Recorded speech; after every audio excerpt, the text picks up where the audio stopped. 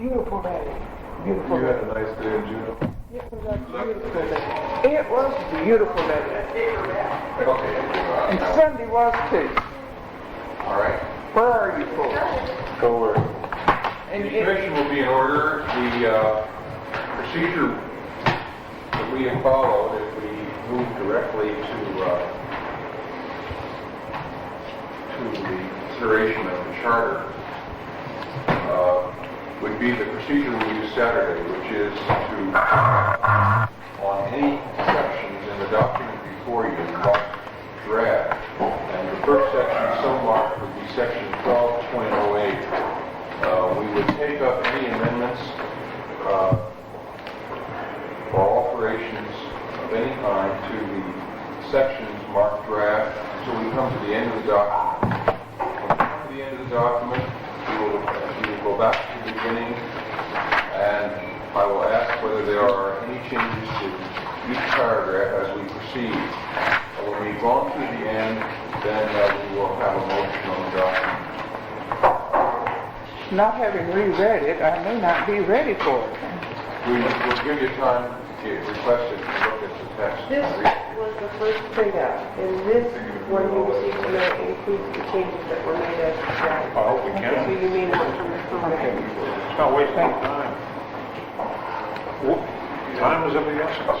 Ms. Joseph, you said the first one marked draft is 12:08 what? 8. 12:08. I seem to have draft marked on about all of them here. We have an earlier print. You're looking at I don't think he probably is. you're looking at material that we acted on Saturday. 12:08. 12:08 doesn't appear to be any different than any of the rest. I gave you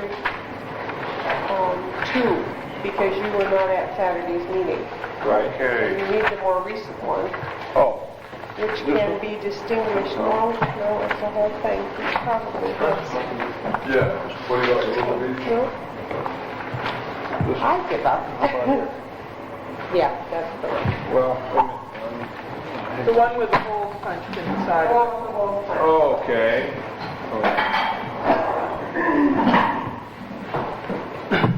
I think it is.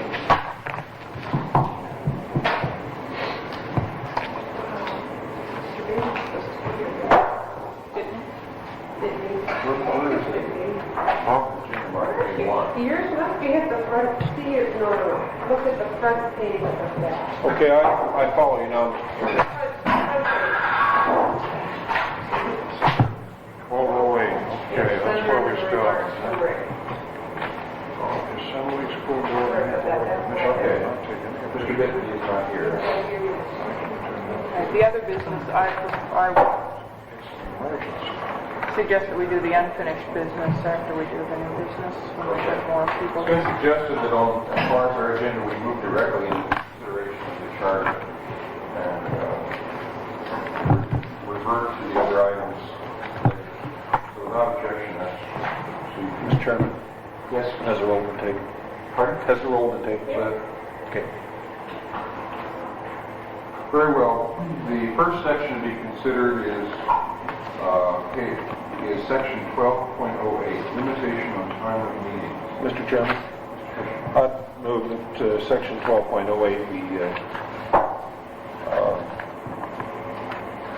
eliminated and the appropriate substitution of numbers take place in the remainder of the items.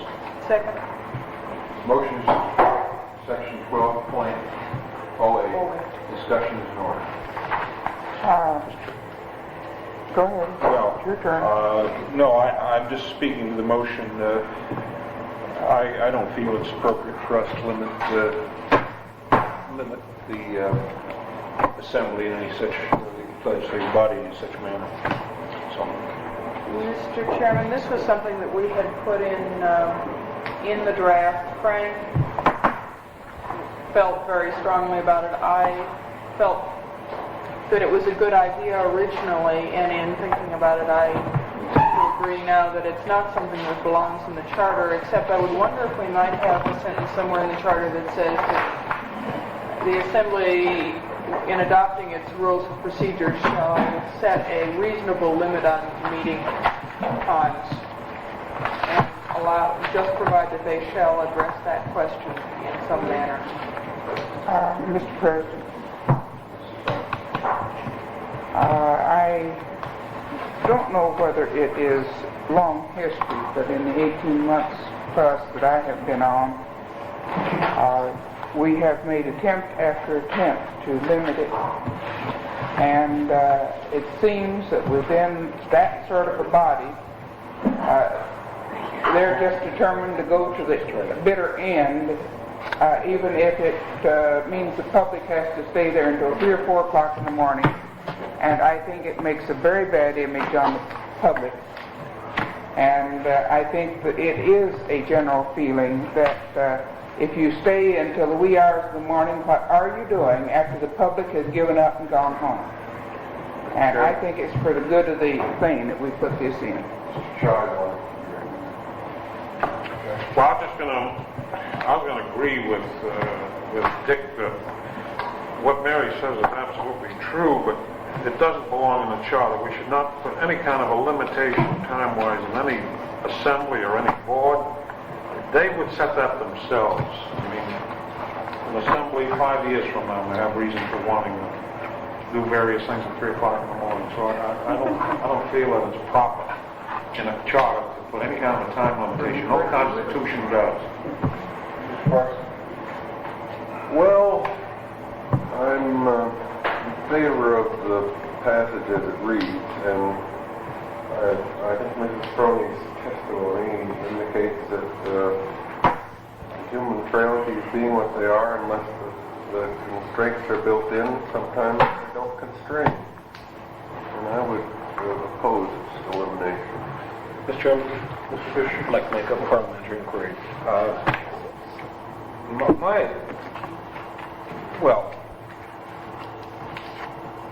I'll ask the chair to rule on this. I would think that such an item as this, we shouldn't have to have a positive 6 votes to strike it. We should have a positive 6 votes to include it.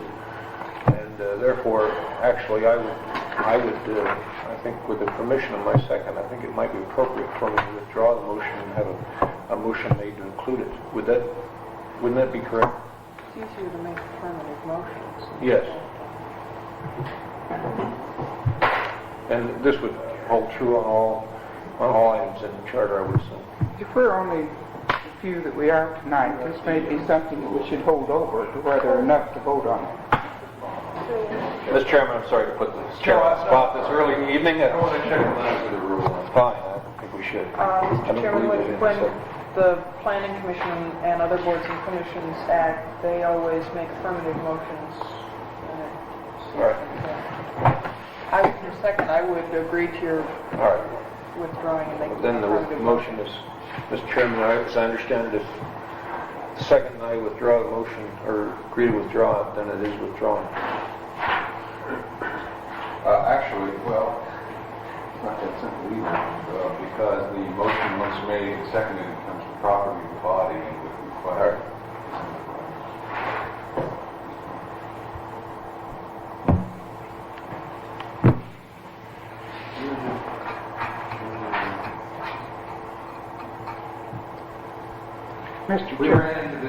Mr. Chairman, I know that the lawyers at the borough have told us that either a motion to remove or a motion to put in are both positive motions. He made a motion to do something, and that's a positive motion. Mr. Fisher, if your motion to strike fails because it does not garner 6 votes, then the only other way this text can be incorporated is if someone else moves to include it. Fine. And that would be the ruling. Thank you. The motion to strike was made, the movement asked to withdraw that motion. Is there objection to the withdrawal of the motion? Yes. Objections noted.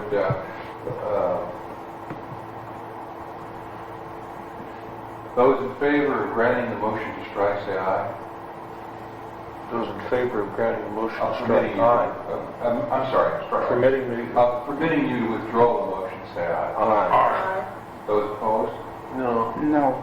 The motion is withdrawn. withdrawn. Now, the question is, that a motion to... Well, Mr. Chairman, I would, if we're going to be real proper, there were 2 negative votes and the motion does not pass. Do you have 6 votes to pass it, Now, sir? Or my can you ear is as count? good as yours. I'm close to the Oh, other percentage vote. You're suggesting that this should require 6 votes also? Yes, sir. Very well. Nice try.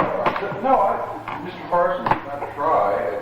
I treated it as a procedural question. I didn't know that much. Well, I don't think it does other than Chairman, but... Very well. I think it's something that's going to have to be taken. All right, let's get We're going to reach the same result one way or the other. The question is, on the motion to strike section 12.08, the secretary will call the roll on the motion to strike. On the permission to withdraw the motion to strike, Mr. Chairman, or... No, that, That's The motion to strike itself. the motion to strike, yes. So the motion is to strike the section 12.08. Yes, and 6 votes are required. Fine.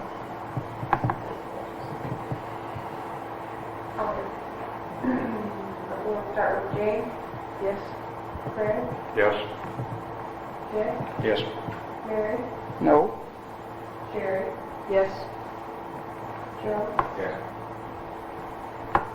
Jim, No. 5 yeas and 2 nays, the motion to strike has failed. The chair will entertain a motion to adopt section 12.08. That's so moved. Parsons moves to adopt section 12.08. Is there a second? Second. Second. Mr. Tony, is there discussion? Mr. Chairman, I would move to amend section 12.08 to read the Assembly, School Board, and boards and commissions shall, by ordinance, adopt rules placing a reasonable limitation upon the length and time of meetings.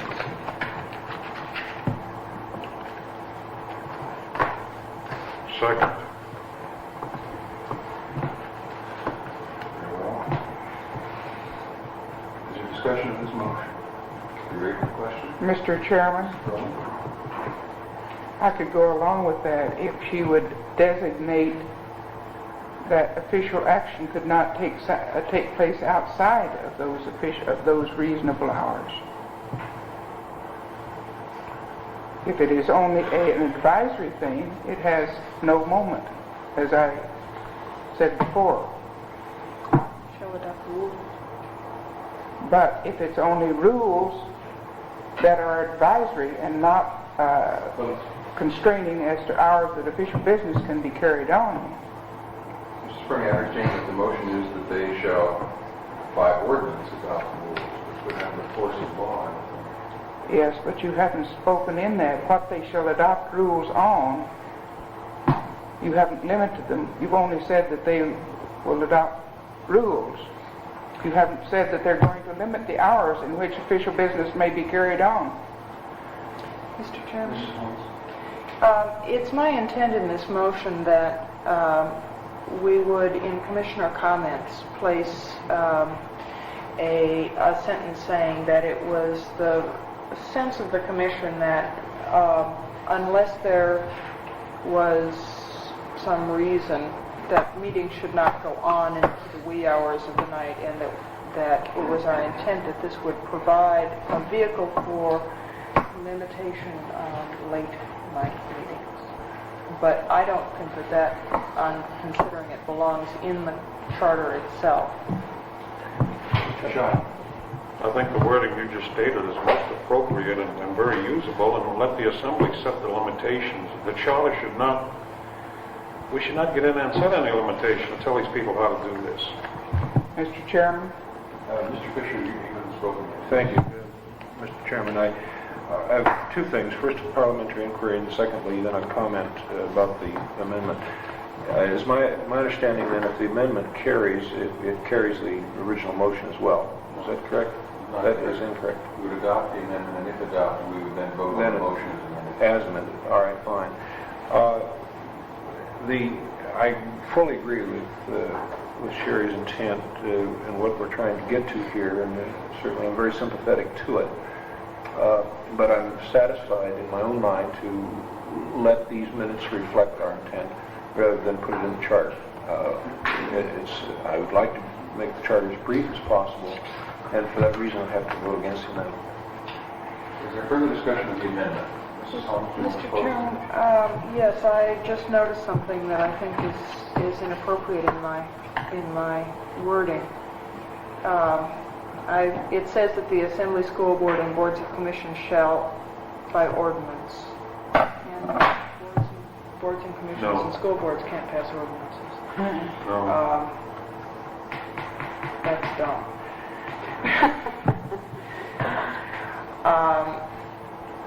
Therefore, I would say that I would move to further amend so that it would read, the Assembly shall by ordinance adopt rules placing a reasonable limitation on the length and time of meetings of the Assembly, School Board, and Boards and Commissions.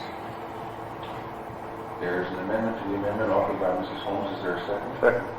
Seconded by Mr. Parsons. Is there discussion of the amendment to the amendment? Is there objection to the amendment to the amendment? Yes.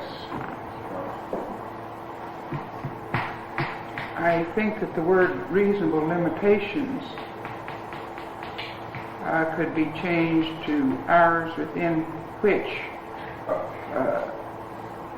official business can't be carried on, so that we could get across the idea. Mr. Chairman, I don't believe she's First speaking to the first amendment. issue is the amendment to the amendment. Would the Secretary read the amendment to the amendment? As I comment, the Assembly by ordinance shall adopt rules placing a reasonable limit upon the length and time of meetings of the Assembly, School Board, and Board of Commissioners. Limitation? Yes, reasonable limitation. Is there objection if we treat this amendment to the amendment as the amendment of Mrs. Holmes because it's impossible to objection? Very well.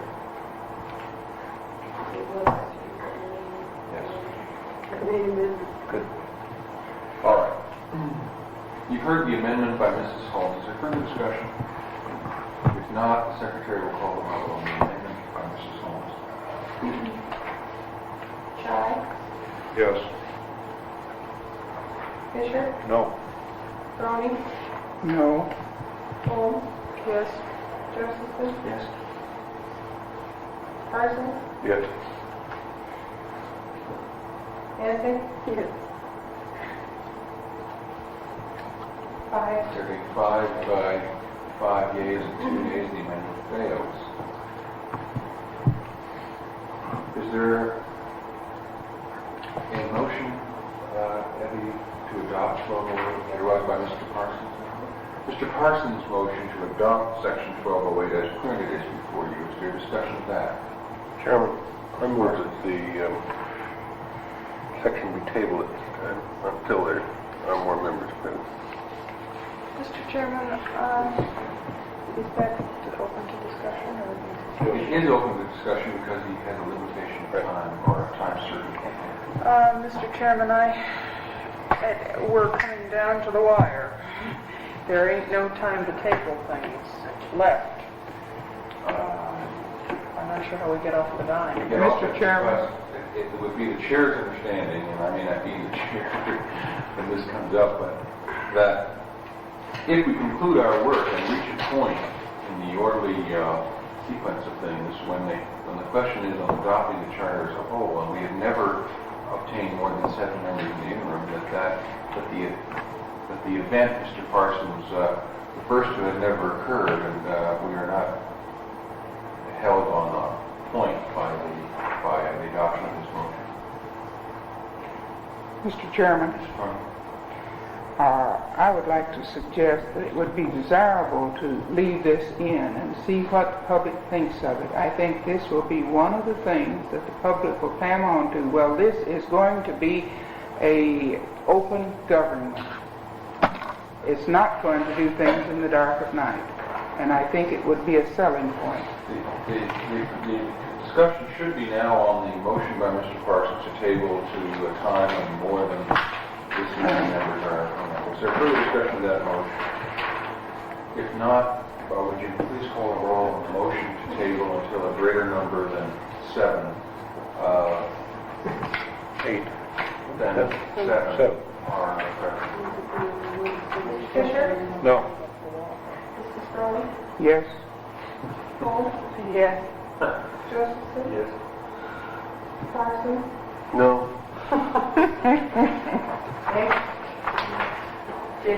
Well, yes. Yes.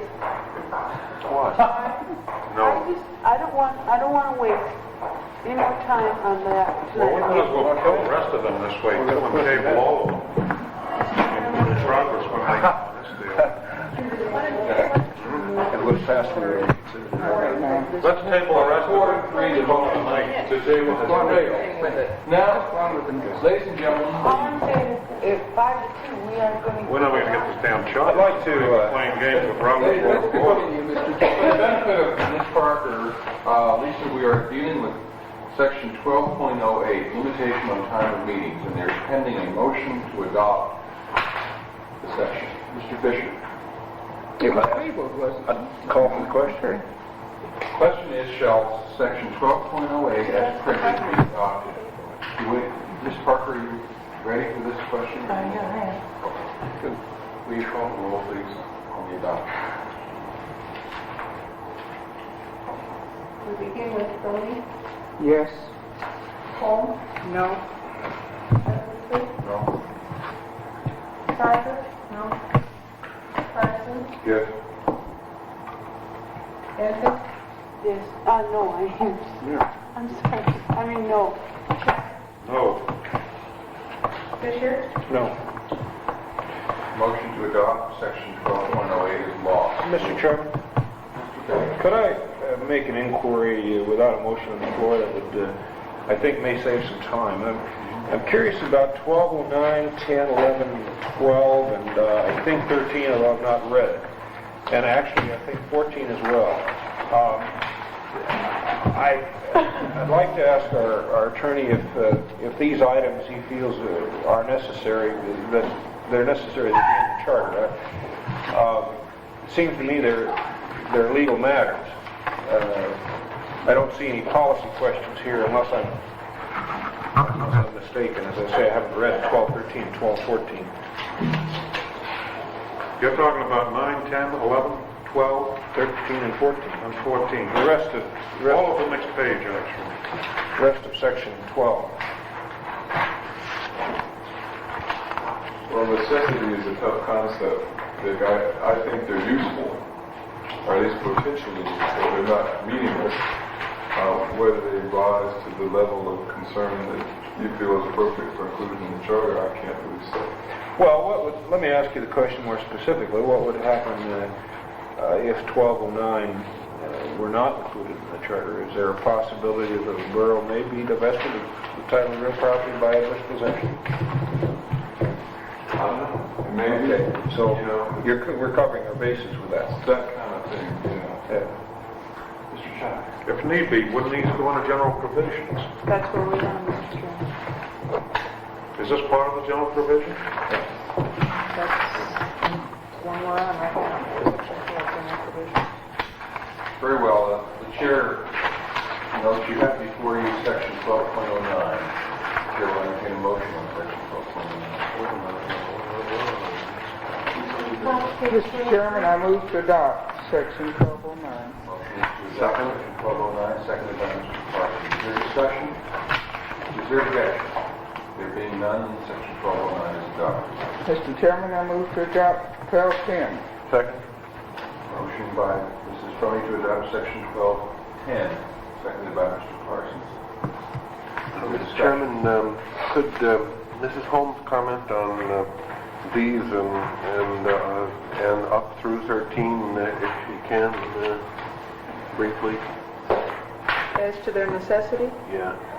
Well, on 1210, you are providing that if you list, for instance, where we listed the ordinances, these things shall be done by ordinance, for instance, that you're not limiting by listing to those things only in the list. But unless the list specifies that it shall just be these things that you're not meaning to list. That in section 1211, you don't have to specifically provide how these things shall all be executed, that the municipality shall go ahead and execute the things. There's an old page, 1212 is I see what's happening. merely saying that if the wording in the title is somehow different, it is not to cast any kind of interpretation upon the content of that particular. Do you have any objections, including through 13 in your motion? Mrs. Agnew? I have no objection to including through 13 in my motion. And I would second that. Without objection, we'll treat the motion as applying to 10, 11, 12, and 13. If any member wishes to divide the question for any reason, you can do that. Ms. Agnew? Yeah, section 201, powers of the municipality says the municipality may exercise all legislative powers not prohibited by law. Does section 1210 say the same thing in essence? Chairman, if I might comment on that, Jane, that's a question, it's a kind of subtle question that's come up before. What you're trying to avoid here is the implication that certain provisions in the charter do in fact deny certain legislative powers. There's a difference between trying to guard against that sort of interpretation and the question of whether the municipality has the powers in the first place, or would have the powers but for that provision. See what? Okay. Mr. Chairman, Jane, we have not adopted in 201 the statement of powers of the municipality as yet. Pardon me? You're saying we haven't Do you have adopted that this yet? Yeah. from Rick? Okay, these are suggestions for inclusion by Rick. They're not in the charter yet. Okay. We might wish to combine Rick suggested 201 and 1210 into one place where it says that they may exercise all legislative powers not prohibited by law, and that the enumeration of specified powers may not be construed on limit. Well, that makes more sense to me. I would so move something like that. But section 1210 be incorporated into, and yet to be adopted section 201 regarding powers of the municipality. Mr. Chairman? Wait till we get this here. I thought we can't do that since it's in the motion of court. We're moving to add section 2. Okay, I'll move to divide the question, take section 1210 and put it into section 201. And put it in section 201? Is that what you're saying? Yes. I think we're going to be going through this from the beginning. I think it would be more appropriate when you come to section 201 to ask, as a matter of style, if this material be moved forward than to try and work together. One is the positive and one is the negative, and they should they necessarily fall in opposite ends of the charter? Mr. Chairman, we had said when we started out through the charter that we didn't want the broad statement of power red flagged at the very beginning of the charter. I wonder if it would be appropriate, Rick, rather than putting the powers of the municipality back in section 201, if we include it in 1210, and instead of saying residual power, just say powers, and add the phrase, the municipality may exercise all legislative powers not prohibited by law, and then the enumeration of specified powers. May I ask? Rick, if that's... I would make that If you're motion. asking the chair whether we can do so, yes, the motion to, or if you're asking the attorney whether it's a good idea, I'm asking if it's a good idea. Okay, all the charters I've seen talk about the charter, they don't say something about the powers fairly close to the front. It doesn't matter legally.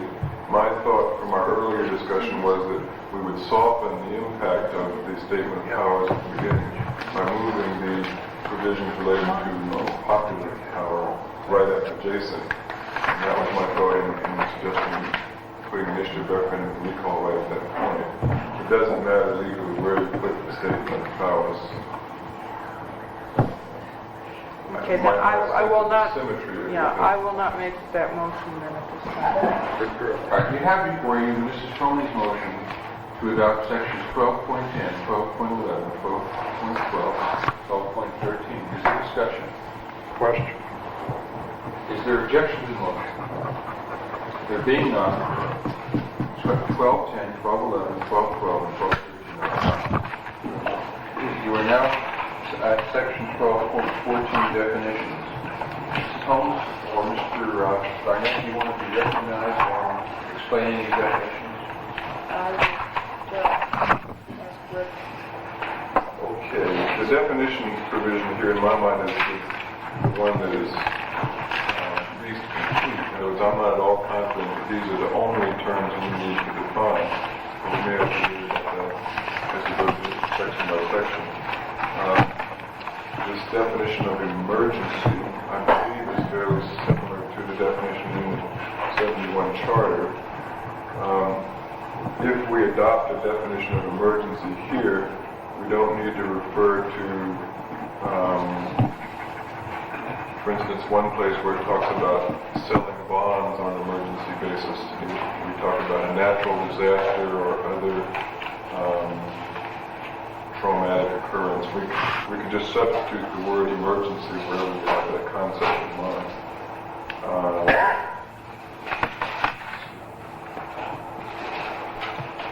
I admit the language of the definition is somewhat cumbersome, but I think it gets the idea across unless there's some specific concern about the meaning of it. The idea is that, but the language is a little raw.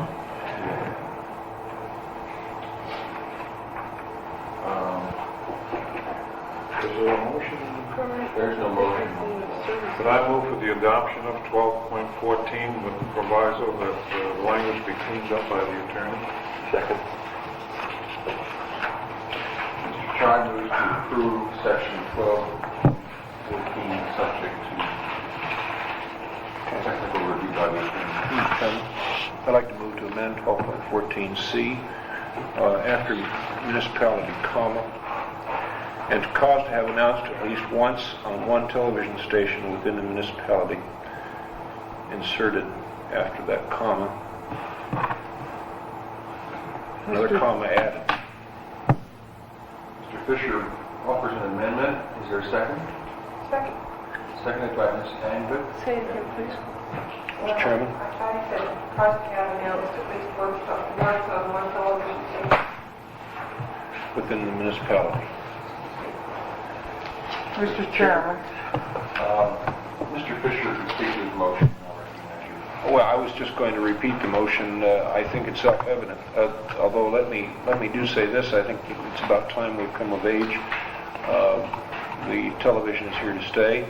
It's a viable instrument. It's the way you can communicate with the public. In some people's view, and in mine as well, much better than you can by newspaper. Mrs. Cronin? Mr. Chairman, I think that this is, if you will just look at the page from Sunday, the things Borough has to publish, I think you would find you would be paying an extremely exorbitant price for this sort of publishing, and I certainly cannot support it. Mrs. Holmes? I would concur with Mrs. Froney. I would not be able to support this motion because I think it would be terribly cumbersome. The requirements of things that must be published include legal definitions and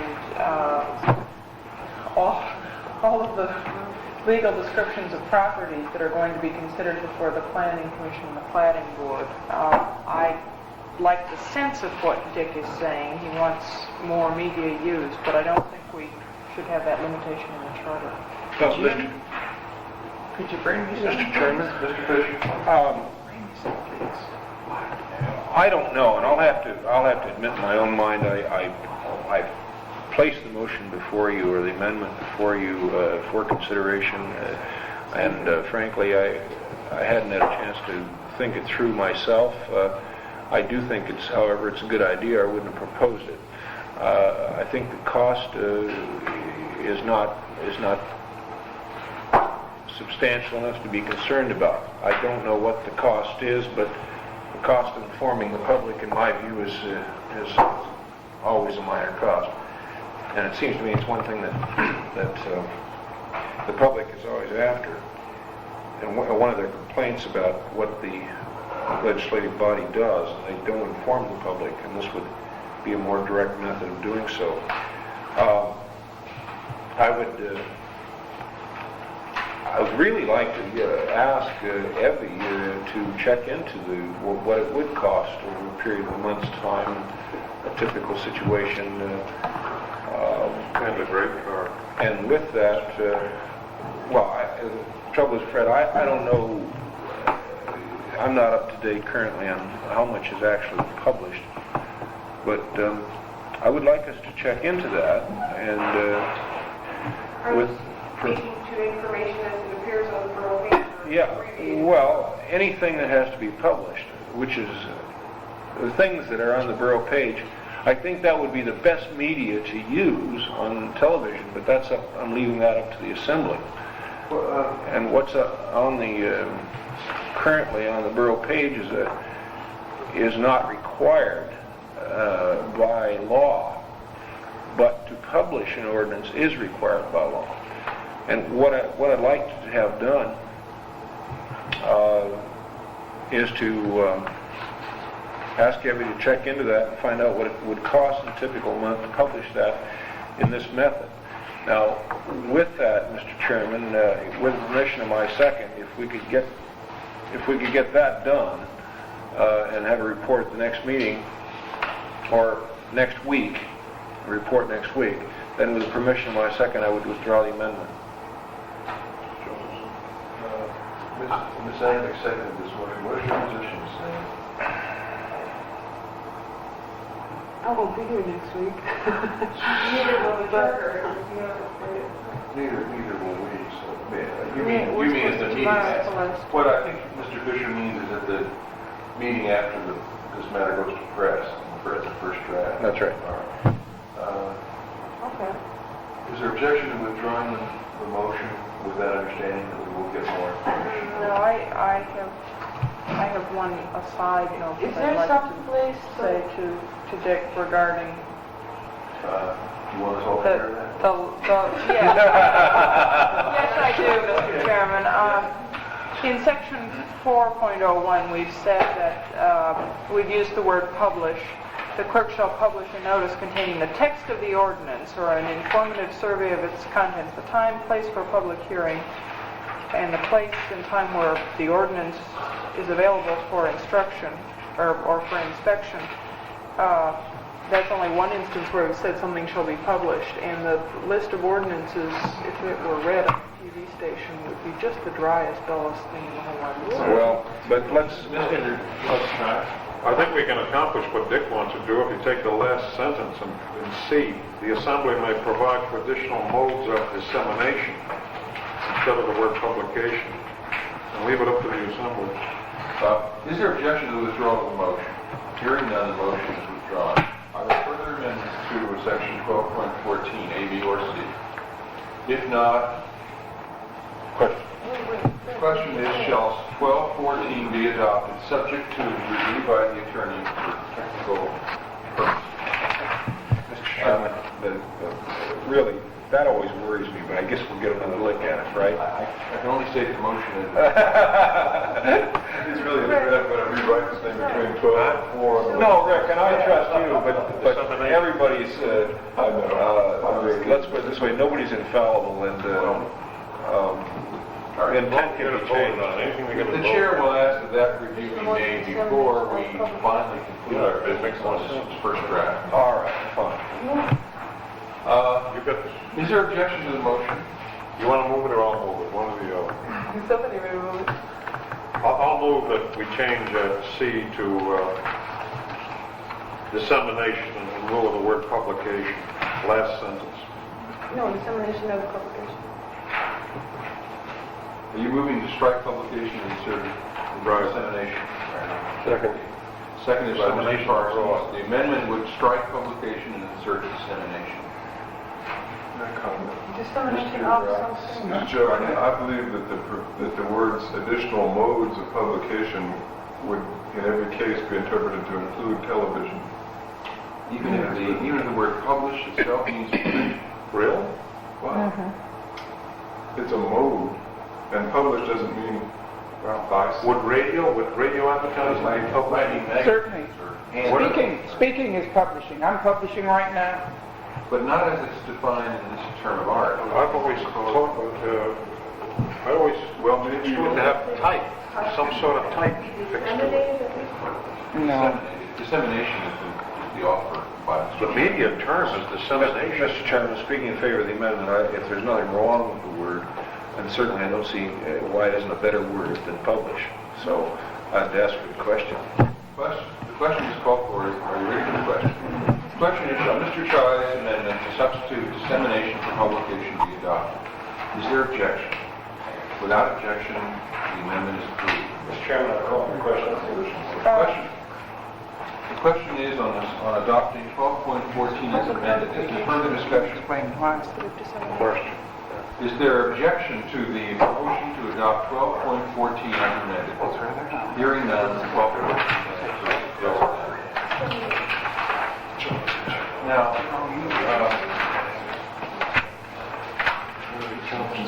are you Mr. Bitney, sir? Mr. Bitney is listed under item 4 of your agenda. What is the pleasure of the commission? Would you like to ask Mr. Bitney at this time? You need a motion for that, Mr. Chairman? No. Fine. Mr. Bitney, we're glad to see you and invite you to make your presentation to you. Okay, I don't have a lot to get done. This is basically, I'm concerned with putting together the newspaper package on the photograph. Now, what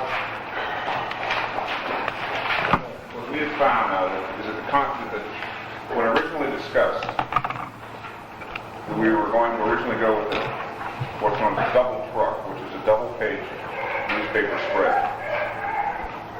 with graphics and the charter itself.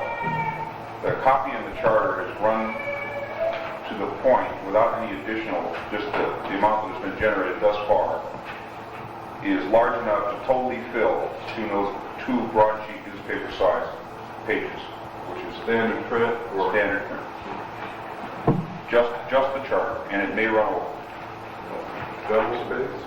Single Single space? space. Mr. Fisher? I don't like to interrupt Mr. Bitney, but what's going on? I mean, Mr. Bitney is with whom? You're with the newspaper? No. I've been contracted to prepare this for the newspaper and design the graphics. You've been contracted with, by whom? The Charter Commission? Yeah. I think Maybe Jane ought to. Jane ought to explain that we asked him to make a presentation and then seek approval. I think that's where we stand, and they signed it. Okay. The Public Information Committee met and we talked about lots of different ways to get the charter into the hands of the people so that they would come out in mass at the public hearings and tell us what they think of it. At that time, the idea of using different kinds of graphic displays to encourage people to pick it up was brought up, as well as the whole concept of how we are approaching the whole public information spectrum. One of the things that we came up with is that if we get finished on Thursday and we get it in print or lay it out over the weekend, that it could appear in the following weekend's newspaper. Okay, so, and that schedule would fall into when the public hearings would be held, which is the last week of May and the first week of June. In order to get it laid out and looking like something that somebody would pick up, the committee is suggesting that we engage Mr. Bitney to do the layout. He is a professional photographer, photojournalist, and is available for those kinds of services. Right now, we have not talked about money. Well, Mr. Chairman, could Mr. Bitney please start out by telling us about the money? Maybe we can get this over with quickly. Okay,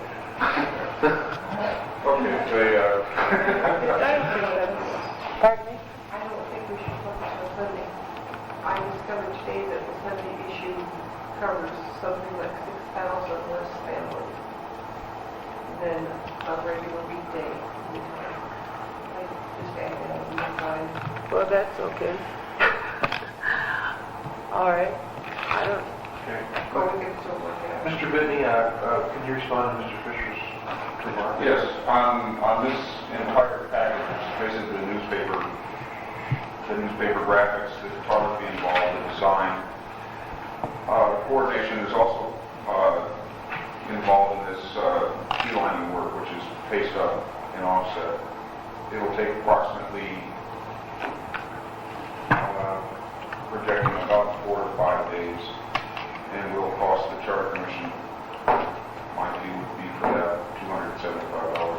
Mr. Chairman?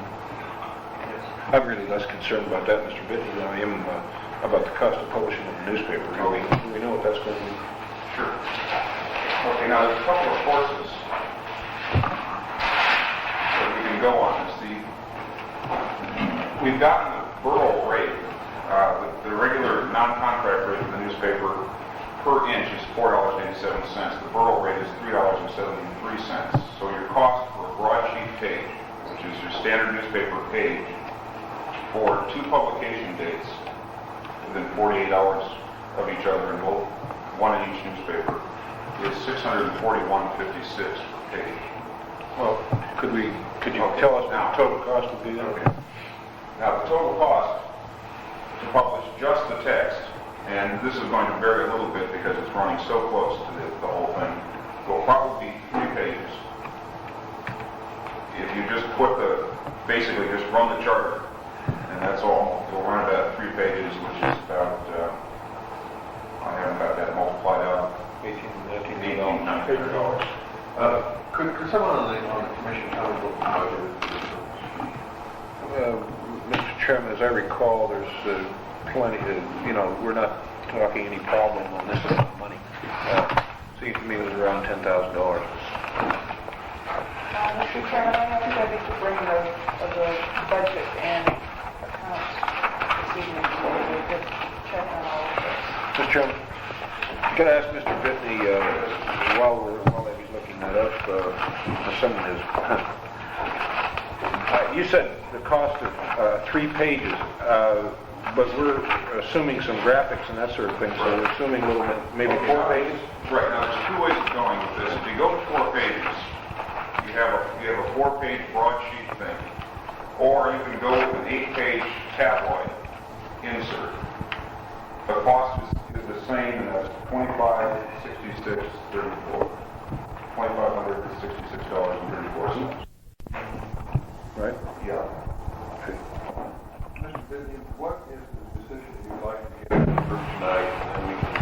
I'd like to get the decision on what format we're going to use. The deadline on this, we're back right up against, so we have to have it, basically we have to have all the copy on Friday, and with a tentative design. that was based on Sherry's projection that we would have everything finished by tomorrow. Yeah. And so if we can decide if you want to go with 4 broadsheet pages or a tab insert, I'd like to get that settled. I'd also like to find out what other copy besides just the charter do you want to go into this, and when can we have that also? Okay. Mr. Chai, I was going to ask, could you go through your presentation and just break it down for us as choice A, B, and C, so that we know what it looks like and what we're talking about? Okay, tabloid. What I've done here basically, put together the page layout for this with tentative placements in it. In this, your page 1 on the tabloid is your cover. You leave this second page 2 as an open page available for something. text of the charter will run all the way through 7 and possibly leak over to 8, depending upon the length of it. And since we haven't got it all completed or typeset yet, we can't say for sure how long that's going to run. The cover on this would be graphics, a short intro, and a title. I've done some samples of top of the cover. Now this is the tabloid size. That's the actual size? This square here is the actual tabloid size. There are several advantages to a tabloid. There was some discussion of running an overprint on the charter so that you could disseminate it besides in the newspaper. Okay, now a broadsheet is very ungainly to handle. I mean, just to look at it. The other problem with a broadsheet, as I see it, is that if you have the charter is going to run just solid type for 2+ pages, it's awfully intimidating to look at it. It looks like a want ad is what it'll look like, just all type. Now this will break it down to a handleable size, give you some room for more graphics, give you some room for other presentation material or explanation. If you want to have a condensed explanation of the charter for the people who won't read it, that could be included in this. For members of the community, or people who weren't the community, one of the things we talked about was the necessity for at least the first paragraph that they get is an explanation of what this is and what it says, so that they never get any farther than that. They've got an idea of what we're talking about. And I think that the first introduction is really important as far as getting everybody to understand more about it. I like your word. I like it. Your community, your constitution, and your choice. I like that. Who came up with that? Approve of it. I hope you approved of it. I just came up with it because I had to put something in there. You'll notice that your This is agenda just links to sample. mine. See what happens when you really try, is it?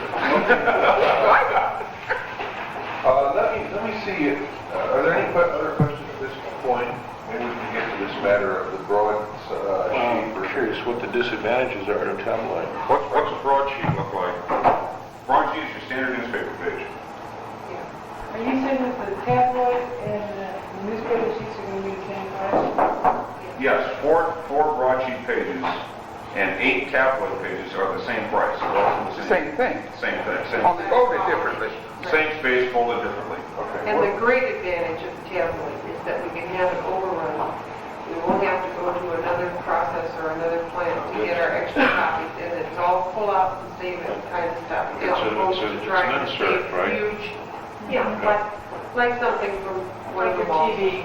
Well, Your TV guys. Yeah. Chairman Parks, my concern is one of penury kind of things that relate to the fact that I think part of the newspaper's responsibility is to print it, and the minute they get word that we're sticking up publishing all the things, there go all the apples down the drain in terms of any fruit. I don't know if they'd be willing to split it. Mr. Chairman, we discussed it in committee, and the feeling was that it is in fact a requirement of the newspaper to print it upon final draft. And that this is the first draft of what we want more than anything, is for people to pick it up, read it, and respond to it, so that by the time we've got it in final form, there isn't going to be the kind of discussion that may have occurred previously, and we will in fact require the paper printed when it is in fact the final copy, but that what we need more than anything right now is some method to get people to start talking about it, start thinking about it, so they can react to it in public hearings, instead of after the whole thing's over and then taking cracks at it. So that if we have to spend money anytime, I think this is the time to do it as opposed to the end, as far as this publication is concerned. Mr. Chairman? Yes. I have a question. I think there is a price for putting inserts in papers, even if you furnish it otherwise. And I think that perhaps, no? No. There is if you furnish it from There is another if you store. furnish it from another plant. If they That's what I'm produce it saying. That's what I'm saying, that it can be produced from another source. And there's a charge for insert, I think, of about, how much? Did you look into that? It's fairly high because they don't like to do it. Tim and Jane, would it be possible on this kind of a thing, and have the committee thought about this, of having some kind of clip-out thing where people could send us their response or their suggestions? We briefly talked about that. We're certainly open for any kind of input that anybody's got. If this would be a time to ask them to, do a quick poll and mail it back to us, I think that would be great. Excellent idea. Excellent The idea. 8-page tab allows us a little room for leeway. It would be Could- somewhere else, something else. Could the thing be set up in such a manner that you could fold it and just put a stamp on it Yeah. without any inconvenience? In other words, make it easy for that person. Well, except we don't want them to send us back the whole charge. No, just... No, I mean something that they can clip out. Yeah. Mr. I'd Chairman, almost say send a postage due, Mr. Chairman, just to I encourage. object to making a poll in this. I think that we ought to suggest that they can respond and let us know what they like and dislike about it. Okay. But I don't think we want to use the word poll, because then they'll want to know results and numbers. Right, I'm just okay. trying to dramatize that we really do want their feedback. Okay, how about if we have open-ended questions like, what's the most important thing in this charter to you? Or what's the part that you have, what worries you most about this charter? Something like that where they really, we aren't setting them up for anything. Just leave the thing there, your comments, let them know. Dick? Mr. Chairman, two things. First, I'd like to ask Mr. Bentley again what the disadvantages are of tabloid as opposed to in the newspaper itself. And secondly, I'd like to ask whoever was looking it up what our budget was. I also take heaven to go on the record, Mr. Fisher, but the fact is that the budget that was handed to me was terribly inadequate in some respects. I'm having to use the contingency fund for very basic things like renting the typewriter. But if you allow me to juggle the funds as I have previously done, we have sufficient money. What was the amount in for advertisement on the original? The best category I can come up with is called General and Administrative Expenses, Publications, Postings, and Hearings. Yes. And the amount allotted to us was $1,000, of which we have already spent approximately $450. No, $1,000 isn't so much. I'm sorry, this is how it's working down for me. There's also another section called Professional Services, Technical Services, which includes governmental and communications. Well, It was no, not explained to we me, should but not that's the one I be take the tying rules Mr. and Bidney things up with this kind of a problem. This is an in-house problem. I think what we right. want to do with him What is I'm get his saying ideas. is that in this category, which had $30,000, Mr. Meister was the best. What do you find there? $55,000. What do you find there, Sherry, in advertising? Yeah, you have. Is this our $55,000 budget? Is that? I don't know. Yes, you've got it. We had public hearing notices $1,000. No, there's another budget from June 30th on. Oh, we're not in. We're not into that No, yet. That's no. the one. I have it right here. On. What's that? Printing and publishing. Printing and publishing. That's on that one, okay. That's proposed. You can pay him later. You can pay on that bill. You get adequate money. We're going to get into We've that. got it. Let's get on with this. I don't want to get bogged down in this, although I want to have Mr. Bittney get his answer. What's the commission's pleasure as far as the broadsheet versus the tabloid? Get his comments. I'm sorry. Okay, I personally see no disadvantage to a tablet. In fact, on the contrary, I see many advantages. In the first place, it's an entirely separate section of the newspaper. It's not wrapped around editorial material. It's a pull-out. It's easier to carry. It's easier to find. It breaks up the copy. I really see no disadvantage to a tablet. I'd like to respond to one of the things you were saying earlier, which is when will, what's the role of paper in this?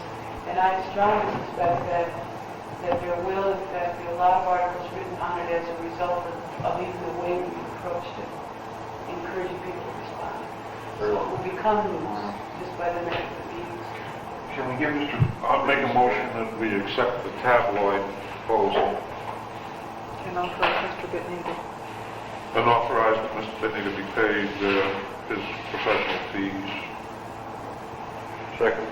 Well, moved and seconded to approve Mr. Bitten's fees and to authorize the proceed with the tabloid. Is there objection? There being none, that motion is adopted. What else can we do with it? Okay. If the committee is going to want a pull-out or a tear-out questionnaire, that should be decided. We should also decide what other copy should go in to the entire tabloid section itself. Anna, if you want to approve this title, that's fine. If you want another one, we'll maybe approve on that. If I may, since I'm kind of working with you on this, I think a lot of this can be decided in committee, but I agree. the one question that we did have was, and it's on your agenda, was Constitution versus Charter. What were your commission wishes to use? Mr. Chairman, I move we use Constitution. Motion is to use the term Constitution for this purpose as a cover sheet. Very good idea. Very good idea. Ms. Angby, on the question of the constitutional charter? I don't think you quite got the full sense of the question. It's not just in relation to the cover. We're talking about almost in every instance trying to use the term Constitution versus the word charter because people don't understand what a charter is. And In the charter the document? basic, no. I mean, the basic theme of all the advertising is that we refer to this thing as a Constitution. I'm not just talking about the cover. Well, but you're... And recognize as you can, as far as I'm concerned, that what we're doing is setting sort of major course for how a consistency in our public information from this point on. All right, Mr. Parsons. The implication, I'm not sure if the implication is to change it so that it reads in the document Constitution or Charter. Then I would concur with the motion before us, largely because I think there are some negative overtones from long memories, and that we will have a more positive image with a different word than we've had for something that's gone down the tube 3 times or twice. Very good. Yes, one of the reasons we took this on was that Mr. Rowan said that in his survey he felt that this would be the best, most positive approach. Sounds good. Is there any further discussion of Mrs. Froney's motion of all the implications spelled out by Ms. Mr. Chairman, I really, certainly don't have any objection to the motion, but I certainly, at the same time, want to fully understand what we're doing here when we pass such a motion, because it is legally a charter, and we can't change that, no matter what we'd like to do. Right. explain it. It's still a charter, but we're calling A it... charter is a local constitution, Right. though, Yeah. and it hasn't changed a thing. Right. I'm for the questions, cool. Ms. Holmes wishes to be recognized. Mrs. Holmes. Yeah, the only thing that I'm afraid of, I can see what you're saying. When it's voted on the ballot, I don't want to see the situation where people say, what's this charter? Sure, I don't think we can get away from talking about it as a charter. All I'm saying is any place we can, But we're going to talk about it. Say this charter is a constitution for our local government. Yeah. Yes. All right. You just helped me say, I thought it was voted on the Constitution. Mrs. Romney's motion then is to use the Constitution of this publication and to launch the term for advertising purposes. Is that fair, Mayor? Yes, sir. Is there objection to that? So ordered. Good. Now, what else can we do to this? What else would you like in this? He wanted our motion, he had a thought in his mind there about whether to proceed with the questionnaire, that he proceed with a questionnaire and a summation paragraph is explained by the committee and that the details be worked out by that committee, but that we approve in principle if they proceed with it. Second to that? There is. That, Okay, you can work with that, is that what you're saying? You can work with that motion. Because Mr. Chairman, I'm in favor of giving it to the committee and Yeah, that's what I'm saying. We approve the concept, let the committee do the work. approve the concept of putting the survey and let the community do it. Let's ask Jim, Mr. Chairman. Jim, can you say that? Like, be Mr. Parsons became chairman of the committee when I moved on there. You've got the poll? You've got The questions. The questions. The leading questions, not a poll, not a survey, leading I questions. was concerned about that a little bit, rather than a poll. Again, leading in the sense that what are the negative things to things I like... think I wouldn't do it that way Gary personally, opened it I would- for, I wouldn't ask them what worries you, what troubles you about this product. You're asking We're telling you it's a great product. But I would ask them, you know, you were invited to send us your comments. Right, comments. That's the only sort of leading question that I would like led. Do you have any comments you would like to make in relation to this first draft? Yeah, I'm afraid I don't like the way our congressional delegation word the questionnaires they ask us to send back to them, you know. Okay. Mr. Chairman, if that's the sense of the motion, that's Okay, we're in, right? We're talking about all three. If that's the sense of the motion, I'd ask the question. A question is called for. Is there objection to Mr. Chai's motion? Who represents you? Hearing none, Okay. that is approved. Thank you, Mr. Bidney, for coming in. Appreciate your help. Revert now to the next draft material, which is what? Community. Well, we have previously passed community councils. What you have as a draft of community councils perhaps You're ought to leaving be when, too? considered when we go through article by article. It represents a suggested change. Let's move to the transitional provisions. All right, well, let me make a suggestion here that we just stand at ease and just allow you to read Article 14. This is, Tim, you have going to use some of your... About 13. And Mr. Chai is leading the discussion of the transition. We had discussion on that before. Our suggestion was we take it up and we go through the... No, 13, charter amendment. Charter amendment has been previously adopted. It's been previously adopted, that's why it's not running down. Oh, sorry.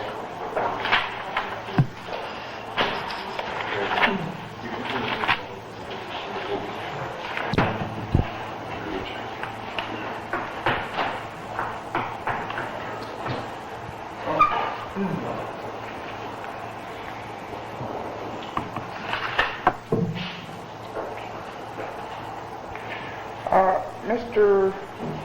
Garnett, on D down here, 1406, Page 3. could you explain that to me? It's probably, I have to, since defer, because I was out of town at the time this was put together, at the time the subcommittee meeting. I'm probably not the best person to explain it. Mr. Chai, would you explain G to me? The young one. Page 3, 1406 D.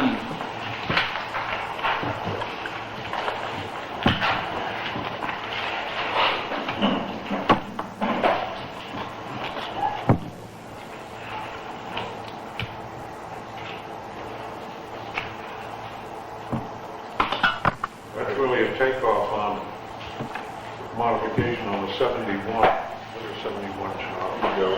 I think it's very close to the same version. I think it's identical except... Yeah.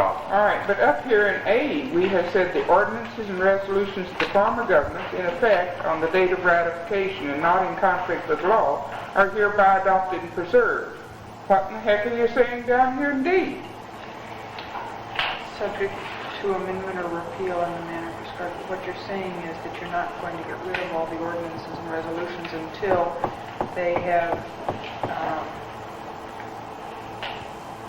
They'll repeal them or so forth. What are you saying you're going to do down here in D? You're re-saying it in different words. What's the object in it? Mr. Chairman, I would suggest that we start through the transitional provisions from the beginning and discuss these things as we come to them. That was an exact pickup, Mary, of what's in the 71. Well, yeah, Mr. Chairman? A and D are both in the 71 that was picked up. I think I can answer that. I think, Mary, that this covers the period until July 1st, 76, and then, oh, okay, that covers it again. I see what You've resaid the same thing in different words. What you talking about? Let's follow Mrs. Oh, no, I'm sorry. What I'm saying is correct. It says prior to that date. In other words, up until that date, A will apply. After that date, sometime prior to that July 1st date, then the mayor will straighten them out. You see, so there's two different time frames. Are you talking about codifying? Yeah, Well, no, why didn't not you just say codifying, really. codifying? Not codifying. I think that, you know, you're in order, but Mrs. Holmes' procedural suggestion may be the wisest, and that is to call on her, Mr. Schreier, and Mr. Garnett, as the case may be, to go through these one by one, see how they fit together. So with that, Chairman, I would move for division of the question and considering, so that we consider each section of this article Second. separately. No objection. that's the Is that- Chairman. Okay. All right. Then, will you have any comments on section 1401, or is it self-explanatory? It's, 1401 is quite self-explanatory, and again, it pretty well follows the 71 charter format, as does Wellstate 1401. Call for the question. All right, the question is on approving section 1401. If there's no further discussion, and you're ready for the question, is there objection? If not, section 1401 is approved. Again, section 1402 follows what we have in the 71 with the exception of deletion.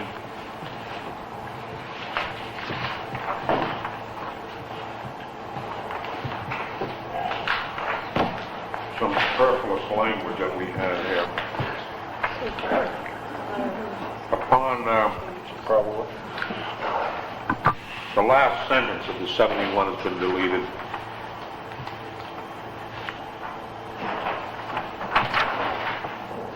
Mr. Chairman, I move we accept 1402.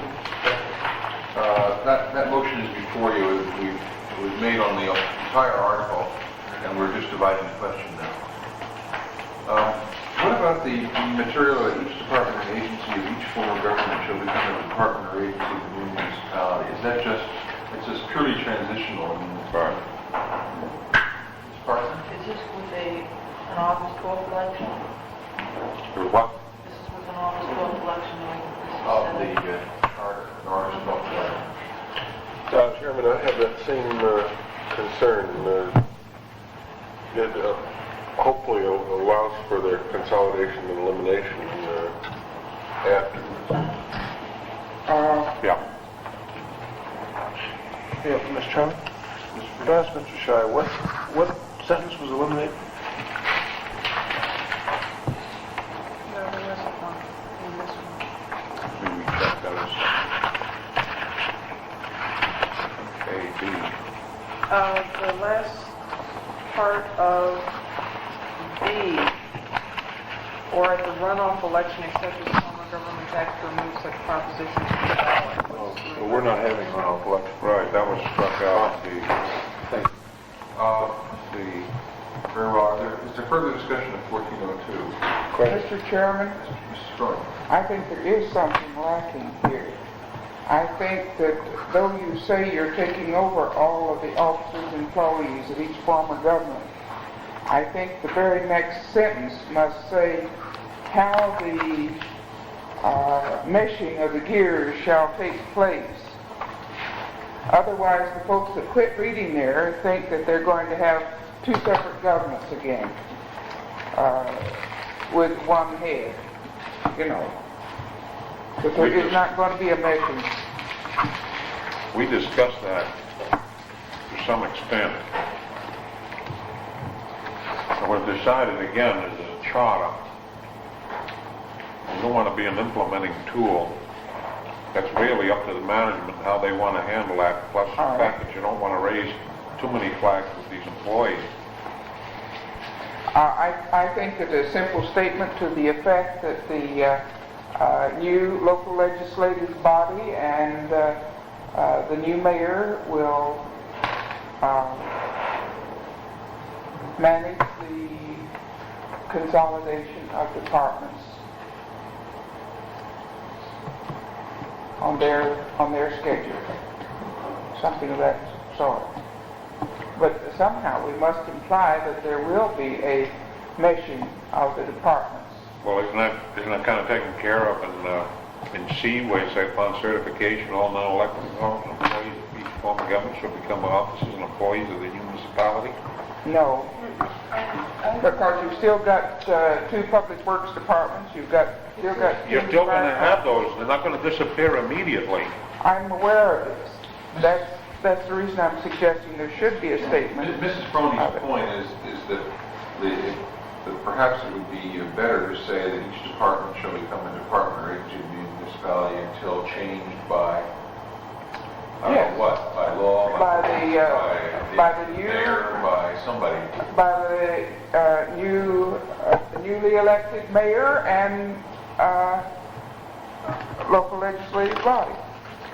Mr. Chairman, there was in section 1405, organization of the executive branch, a first paragraph which we are proposing be eliminated because we felt it was unnecessary, which said, where more than one department or agency exists for one service because of duplicative functions of the former governments, the mayor shall forthwith bring about a unification of such departments or agencies. Well, I'm not saying forthwith. I don't think that's real logic, but I think there should be an indication that there will be a meshing of gears, and I don't care whether it's the first or the last sentence in the whole business, but somewhere in that interim government, it should indicate that it is up to the new mayor and elected body to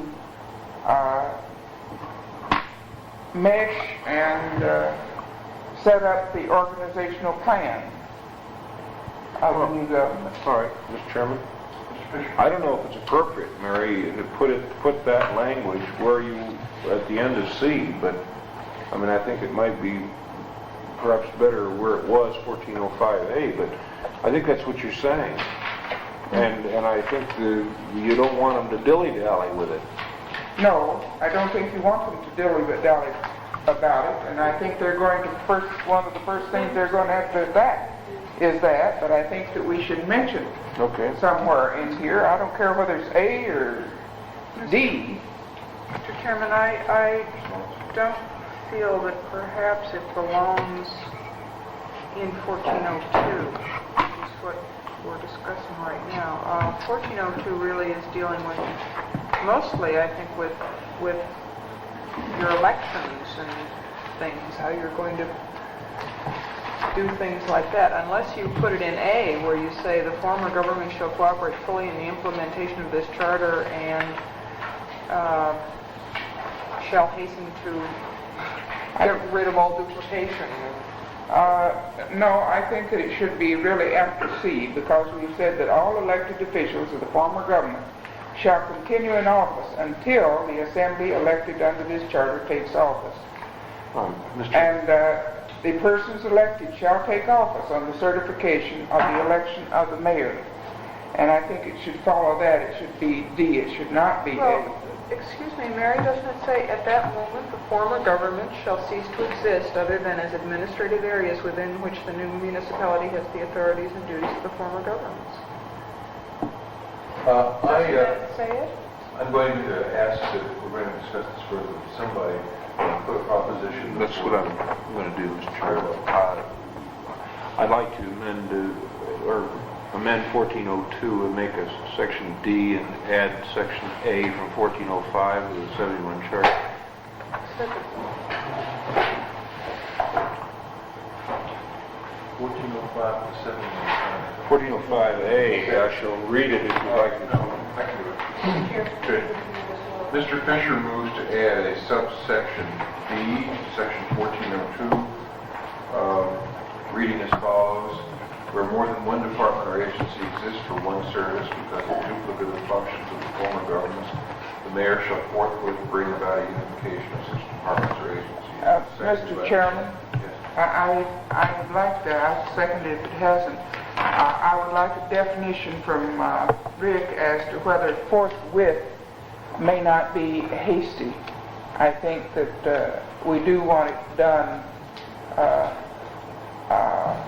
in reasonable course of time, but I'm afraid that forthwith may be hasty and may imply threat to some department heads. Well, we probably don't want to use phrases like with all deliberate speed.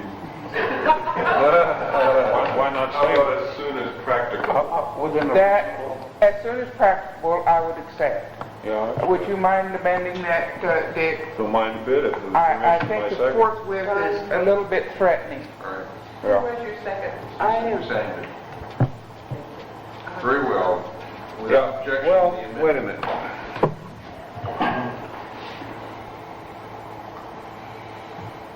Well, Mr. Chairman, yeah, I'll tell you what, with the permission of my second, I'll accept the amendment, then I'll like to speak against it, I think.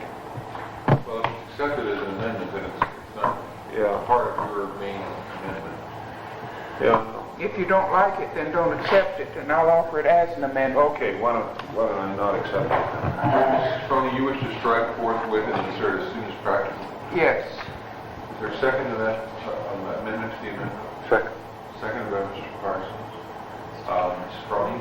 My reason for wishing to get rid of forthwith is that we heard from Mr. Tanjay, is it the city fireman?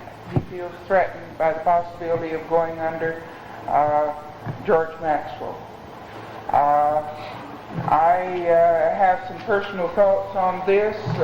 If I were in charge of it, but I think probably that any mayor would want to look at it without undue haste before he made his final decision on such matters. Well, Mr. Chairman, I'd argue that forthwith doesn't imply undue haste or unwise haste. And frankly, I'm less concerned with Mr. Tangay's problems than I am with the public problems. And I think the public has a problem in understanding that this charter is something that is going to, in fact, get the governments together in a fairly rapid fashion. And I'm unfortunately the product of a transition between a city and a borough of a number of functions that dilly-dallied for 2 entire transitional years, and for the last possible moment we took over some of the functions from the city of Anchorage, frankly, and it really bugged me. And you know, I was a member of the second assembly, and at the point of the second assembly, the borough had taken over no functions of the city of Anchorage, and I think that's where this language forthwith comes from, and I'd argue against the amendment for that reason. Is there further discussion of the amendment? If not, the question is, shall Mrs. Froney's amendment to the amendment to strike forthwith and insert as soon as practicable pass the commission? The secretary will call the roll. We begin with Holmes, No. Josephson, No? Parker,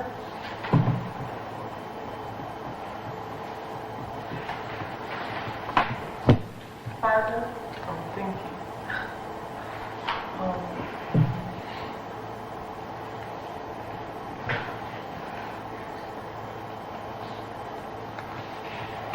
Yes. Was that an affirmative? Parsons? Yes. Kendrick? No. Shy? Yeah. Fisher? No. Crowley? Yes. Ford? 4 in the affirmative, 4 in the negative, the amendment to the amendment fails. You have before you Mr. Fisher's amendment to insert the language of 1405A from the 1971 charter as subsection D of section 1400. Is there any desire to have that language read again? Are you ready for the question? Question. Question is, shall Mr. Fisher's amendment be adopted? No objection. Is there objection? None. Hearing none, the amendment is adopted. Let's do a question on 1402 then, Mr. Chairman. Question is on adopting 1402 as amended by Mr. Fisher. Are there any further amendments or is there further discussion? Mr. Chairman, we have not dealt with runoff anywhere in the charter, and I think that was by design.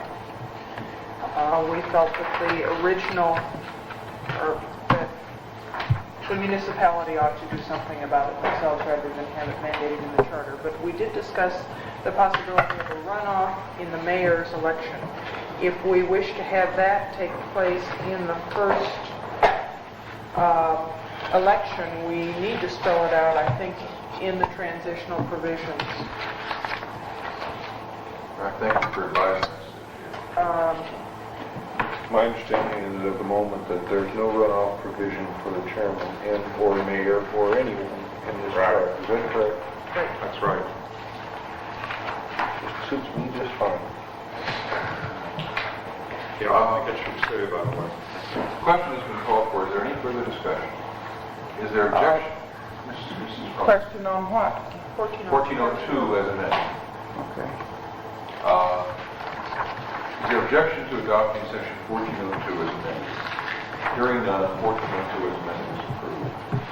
We have before you advising question of section 1403. Is there discussion or amendments to 1403? One question.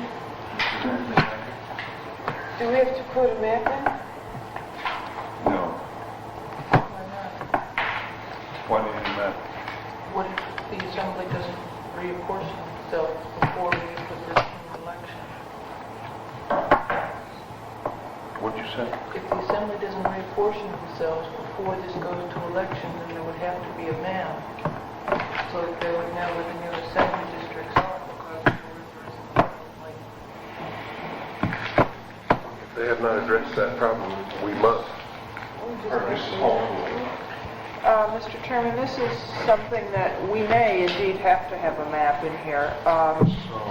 Further down in the agenda, I propose to discuss an appearance request before the Assembly to discuss reapportionment with them, and I'd like to defer discussion until that point. We obviously can't have a map to include in this draft, and so a discussion at this point. Your point's well taken, Lee. You've got a point there. And I agree with Sherry. I think we better defer that. Mr. Chairman? Ms. Parker, will the school board be all elected at once? can the school board be elected? Will the school board, upon ratification, will there be a whole new school board elected? Or will people that are in office stay in office? Or what will happen? Mr. Chairman, the school board is presently elected at large, and that's what we provide for in the charter, and so it was suggested that there would be no effect on the school board by the charter. But So only let me ask this. Is it the intent that the existing incumbent school board members would hold over under the new government? So only people up This is for unclear. election. They were elected under the former government, which was extinct, but they would hold over under the new government. Because it was an area-wide election under the same, I have a question. When do they have their next regular election? Usually October with the borough. so whoever would normally be elected in this October would be elected. So, but we're saying that school board positions would be up. You would have a couple of positions that would be voted on in this coming election. Not all 7. Not all 7. You would have the positions that expire. Would perhaps better language to clear that up in 403B, be substituting the word established to constitution? Say that again. So it read the election of the school board members shall remain as presently constituted. You know, that one. What we're saying is people who are there stay there. Yeah, what we could do, you could say the election of school board When we talk about boards and commissions, are there I'm just personally very dubious about this whole notion that you can extinguish the government under which the board members were elected and yet keep the same individuals in office by fiat. I find that very strange. Mr. Chairman, do you propose that all boards and commissions of the new government should have to be all reappointed? Yes, I do. Everything would have to be Yes, I completely redone. Sure. I can't, and this would be an anomaly because the incumbents would claim office power. It's not that, no personality issue involved. I just think that's very odd that you extinguish one government and keep. Well, I think you're gonna raise havoc if we're trying to do that. Happens every time a government's Lisa? there? No, The Eagle River residents haven't brought suit against the school board yet. Well, they voted in the October election last time. So they voted on those school board people, right? they do. They did not. So they could bring suit saying they didn't vote for those people, same as they did Actually, in these that's others. probably. You mean that we're keeping in office people who are elected without? Yeah, the Eagle River factor may be the thing that requires the re-election of the school board rather than, or in addition to, anyway, the fact that we're creating a new government. Well, yeah, Mr. Chairman. I think Yes, apparently designated seats weren't thought of to be wise at the prior charter commission, right? Correct. Yeah.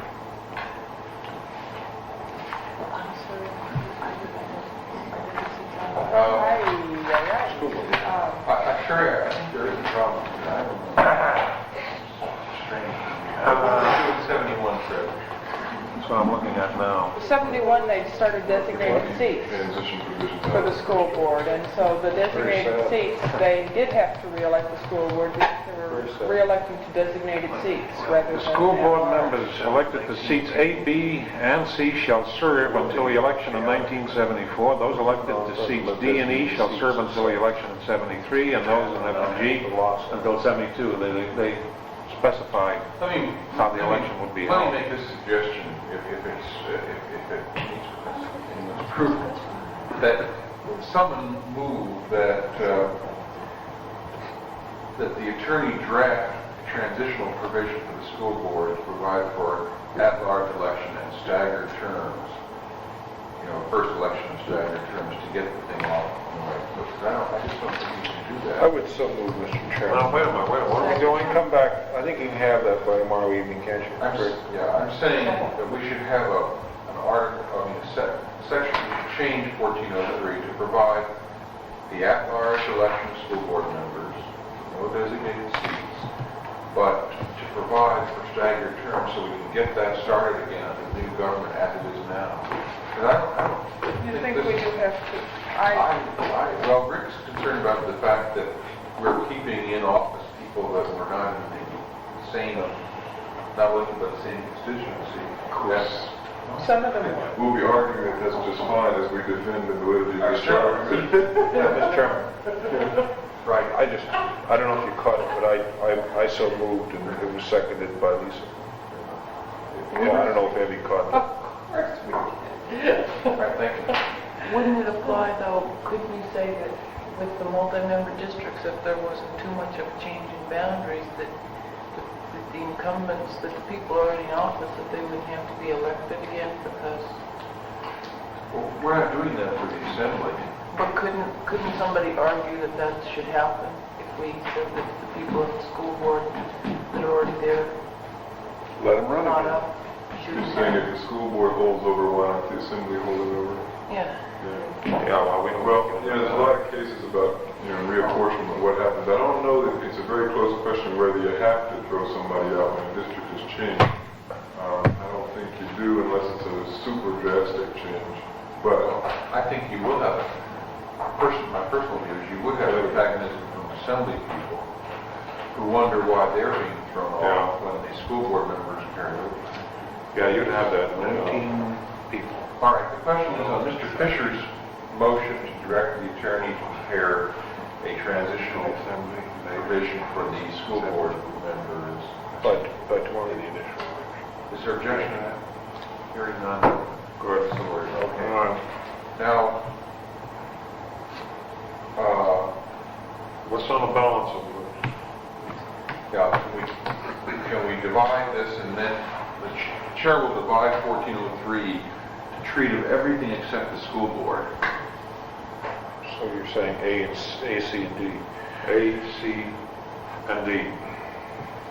A, C, and D. Is there objection to adopting A, C, and D of section 1403? I have a question. Ms. Parker? When these people file for office in the assembly, will they, when they file, will they file for the 3-year seat, for the 2-year seat, and for the 1-year seat? Or do they just file for a seat from their section?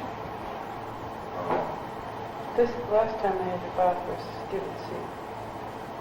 But no one filed They until file for a 4:30. specific seat, don't they? Yeah, That's nobody expired. files until 4:30 to find out who's running in the other seats. No, these aren't designated seats. Well, yeah, I'm saying, Sorry. yeah. They were Okay. doing this. All right. When I would go and file, would I just file for the assembly from my district, or do I say? You're tipping your hand on what you're gonna do. For the length of the No, I'm section. not, Tipping no. your hand. Well, I don't think Mr. you Chairman, should run for mayor this time. there We're are holding two her different, back. there are two different ways you can do this. Sometimes they provide that you will elect 3 people to a 3-person district, and they'll flip coins after elected to determine who has the 3-year, who has the 2-year, and who has the 1-year term. I prefer to see them do it as the borough did it this last time, and that is declare for the length of the term as well. I agree, because it's hard to get these 3-sided coins. Also, Question, Mr. Chairman. Looks good. What is the council when it says By elected by? Community council. Community council. You better include community Is that- council. Was that all the people in the geographical area, resident membership designated? That is the community council as established in the line up above. It is a resident membership organization. I think Nowhere in the charter does it say what it is. That's Mr. Chairman's point. the reference to a governing body being elected by the council puzzles me, unless the council is deemed to be identical with the people in the geographical area involved. No, it may be people who sign up. Mr. Chairman, in the ordinance that the present Assembly has adopted for forming community councils, they define what the membership is in the council. And I would suspect that an ordinance adopted It includes an would do area. that. It can be done by geography, and I think the one adopted now says that it can be the people who live in that area, or who have a business in that area, or who have an interest in that area, or something. Mr. Chairman, Mr. Fisher. I really don't like the language. It makes me very nervous. I think it can lead to all sorts of problems. If the Assembly wants to do this, and I'm sure it will, it can set up proper procedures for it. And our just doing this, mandating it in this fashion, seems to me, well, it makes me very, very nervous. Mr. Chairman, the Sacramento Community Council, the charter, is general with respect to how community councils are established, but specific about the governing bodies. So this is done in other areas. Mr. Fisher's not there, so he's not nervous there. That's right. Well, we can't calm all of the Fishers.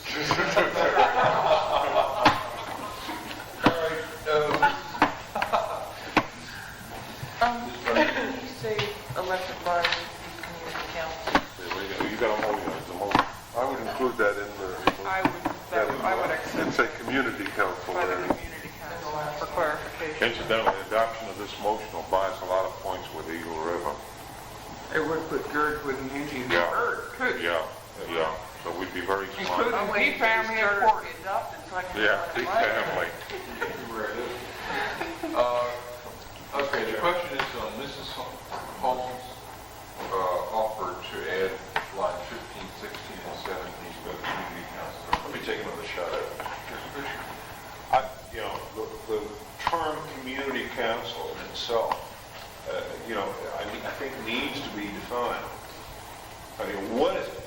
You know, if we're going to get into an actual elected body, we're getting into a very dangerous arena that I think then we've got to go into community councils in a great deal of depth and explain exactly what they are, how they're to be formed, and really go through it. Because when we're setting up a elected subcommittee, in essence, with powers,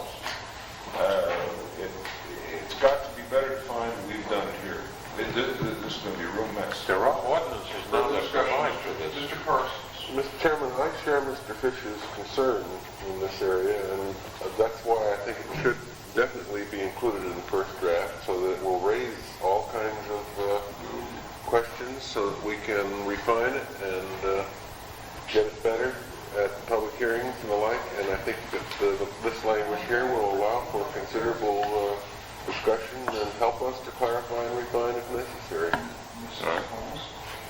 Mr. Chairman, I don't share Mr. Fisher's concern at all, because the previous sentence mandates that the legislative body, by ordinance, would establish the duties and functions of the community councils.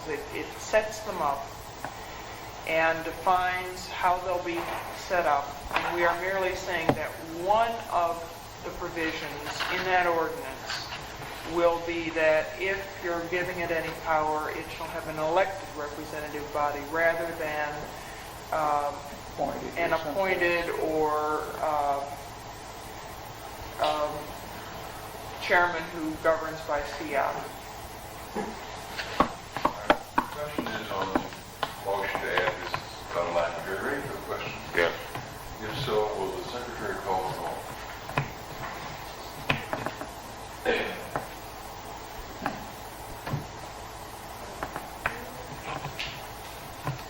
We're back to A.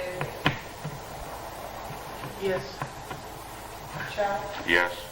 Fisher? Tony? Yes. Holmes? Yes. Jefferson? No. Parker? Yes. Parsons? Yes. 6 ayes, 2 nays. The motion to add is adopted. Ms. Parker? Oh, Mr. Chairman, I don't have it here, but at home I have a definition of community councils. You want me to bring it tomorrow night? Yes, give it Good to idea. Dick Fisher. Also give it to Rick. It might be put under the definitions. Is there anything else to come up tonight? Mrs. Sandvik? Yes. At one point, this is related to public information again. At one point, I think I remember you indicating you had developed last time around some cost figures, projected savings. Can we do that again real quickly? That's your board. Or is that possible, and who did it before, and how did you do it? Well, Mr. Chairman, if I don't know what's happened to this, but there were proposals asked by, from several. I thought they asked Mr. Johnson and Pete Warwick Mitchell. I think he made a proposal. Was anything done with it over the weekend? Mr. Chairman? We received the letters. Some are probably didn't want to. Well, so, the question is, we directed the chairman to ask for proposals, and no action was taken on those proposals, to the best of my knowledge, and that action should have been taken some time ago. We had the proposal in front of us, as a matter of fact, by each separate one, and we just never acted. I mentioned this 8 different times, and I've never gotten any response. Very concerned about it. I think we very badly need the figures, and we need somebody to get to work on it immediately. In fact, we're late. Why don't you make a motion? I move that we appoint Ernst & Ernst to study the various, why Ernst & Ernst? Well, it seems to me they were one of the proposals. They're the ones that give us a proposal? I thought only Pete Marwick did. I'm really confused. So can I- Mitchell, Mr. Fisher's motion is to, Ernst & Ernst? appoint To, he said Ernst & Ernst. excuse me, Dick. To give us information on what the savings will be upon unification of the city and the borough. There won't be any. Mr. Chairman, Second to the motion by Mr. Fisher.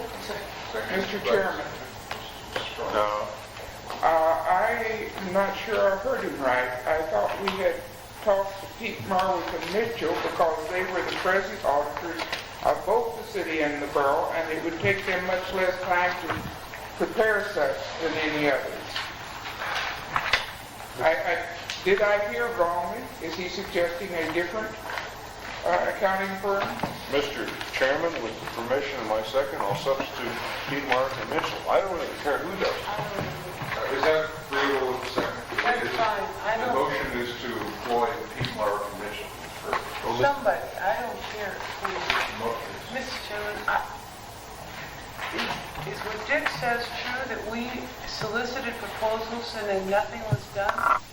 We had a proposal from Stewart and Mitchell, which is the ones we told them to go with, to see what sort of proposal we could get. Well, the answering letters, to my knowledge, were very general and requested additional meetings with subcommittee to know what we really wanted from it. Okay, Just by way of information, I sat in on one meeting with Frank Reed and Vern Johnson and Pete Marwick. And at that time, Vern brought in two other people who worked on the books now. And they were not very definitive in what they think it come up with. Back and forth. With the permission of the chairman, I would read briefly from Vern Johnson's letter that he submitted to the commission, which you have copies of, but may not be able to find. Dear Mr. Reed, it was a pleasure for John Shadler, Bob Allen, and me to meet with you and Mr. Chai to discuss how Pete Marwick and Mitchell and Company might assist the Charter Commission in its work. Based on our conference, it appears that we could best serve the Commission by developing data for interpretation by the Commission on specific projects. An example of such a project might be the effect discontinuance of contributions by the utility funds would have upon the mill rate of the general fund of the City of Anchorage, as well as the effect of the mill rate of allocating debt service on city general obligation bonds, which are a very wide benefit. And then it goes on to give a rate scale for partners and on down the line, and they work on an hourly basis. Was the matter mentioned of a possible conflict of interest? Yes. And for that reason, what they would do, They say they would provide us the information, and we would make the interpretation, not they. They get a lot of conflict of interest. It says that they feel there's no conflict of interest in this. Doing it this way. Well, but they reserve the right to make. Well, wait a minute, Mr. Chairman. Let me ask Fred then. Okay, the definition of a community council is as follows. Community councils are nonprofit, voluntary, self-governing associations composed of residents, property owners, business owners, and representatives from nonprofit associations and other entities located within geographical areas. Once again, slower. Slow. Community councils are nonprofit, voluntary, self-governing associations composed of residents, property owners, business owners, and representatives from nonprofit associations and other entities located within geographical areas. Mr. Chairman, only have a problem in that I think this may be weaker than we wish, Lisa, in that we're talking about, this is the structure they have here. we can foresee the possibility of using community councils with a far, with more responsibility in order even possibly to delegate the operation of services and so on. And I think we really defeat and weaken what a community council is by using this particular wording. I agree with you. I had read that before and thought that it was good. When I heard it just now, I saw the same thing you did. Because we have said that the assembly shall define in the ordinance in relation to each community council, because some of them will have more powers than others, and I think it's good not to have a definition. Like some random power was done like that. Unless the definition is amended to be more open than that. Lisa, would you by any chance consider working on that further? And, you won't be here Monday, but I really... You don't have to call from San Francisco, girl. I honestly think... Also the powers of the FPS. Well, if you want to get something back or to consider it for the next time around, I don't think we need, frankly, a definition of community councils. I think the ordinance does it. I think the ordinance will make the definition of each community council. Lisa, think that one over. This was just for clarity, so that, It will weaken. Mr. Chairman, is there further business to come before this August body? The chair is prepared to adjourn, the call for adjournment. I so move. Says mouthpiece. Second. We stand adjourned. This was a struggle. Did we end, friends? 11:35. You realize it's all done except the transition? I think so. First day. Are you still my friend? For the first Yeah. For the first draft. Hi, Sheriff. Are you still my friend? Oh, yes. Come have a glass of milk. Join us. Join us. Join us. You might this out. I don't think I like any of this. What do you think of the process? It's now to the point where You saw group dynamics tonight. You got the most open display of... Well, we've literally met hundreds of hours in work sessions and the other, and this process of, Give me a copy. Do it. It just takes a lot more time to take. Chair would like to raise one matter, just for your thinking overnight. Mr. Garnett was at least informally advised that the commission desired to have him represent the commission in the Jordan versus Reed case. Jordan versus us case.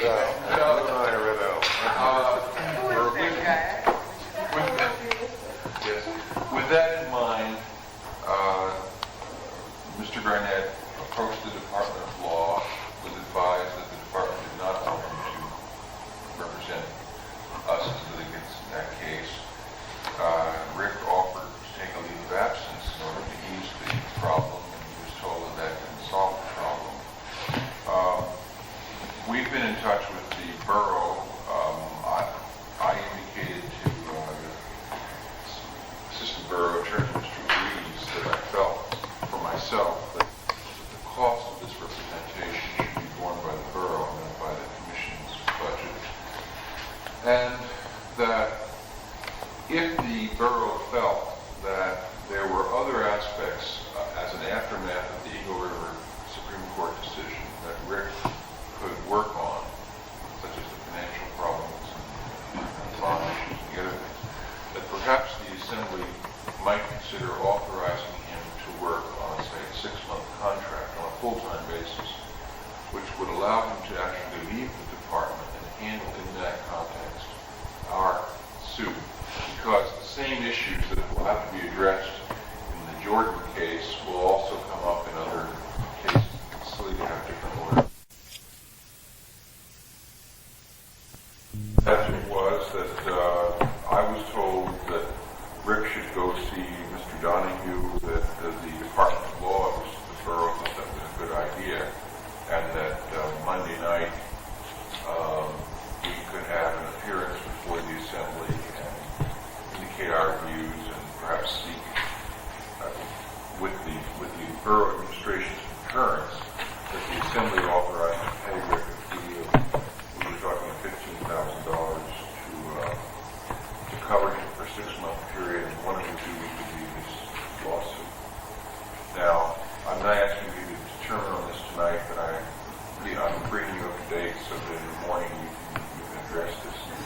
What's our role in this?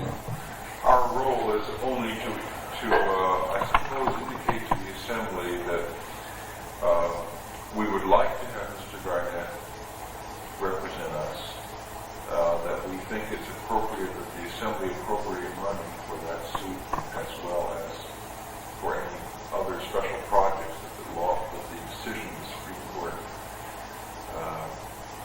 involves, and that under those conditions, Rick could do that work as well as that's all I Mr. Chairman, The Attorney General's office. Well, it would simply mean that if those things come about, I think, well, I would go into private practice. Okay.